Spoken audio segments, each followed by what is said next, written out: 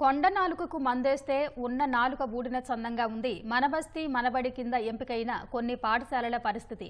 పాత మూత్రశాలలు మరుగుదొడ్లు కూల్చేసి కొత్తవి నిర్మిస్తారని సంబరపడితే ఉన్నవి కూల్చేసి కొత్తవి నిర్మించకుండా మధ్యలోనే వదిలేశారు. ఫలితంగా ఆ పాఠశాలలో చదువుతున్న వందలాది మంది విద్యార్థులు ఆరు బయటకు వెళ్లాల్సి వస్తోంది. గద్వాల పట్టణంలోని చింతలపేట బాలుర ఉన్నత పాఠశాల ఇది.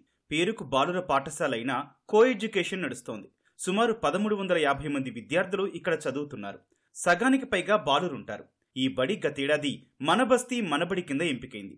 అందులో భాగంగా సుమారు 16 నుంచి 18 పాత టాయిలెట్స్ కూల్చివేసి కొత్త వాటి నిర్మాణాన్ని ప్రారంభించి మధ్యలోనే నిలిపివేశారు. ఉపాధ్యాయులు బాలికల కోసం ముందు జాగ్రత్తగా కొన్ని కూల్చకుండా వదిలేశారు.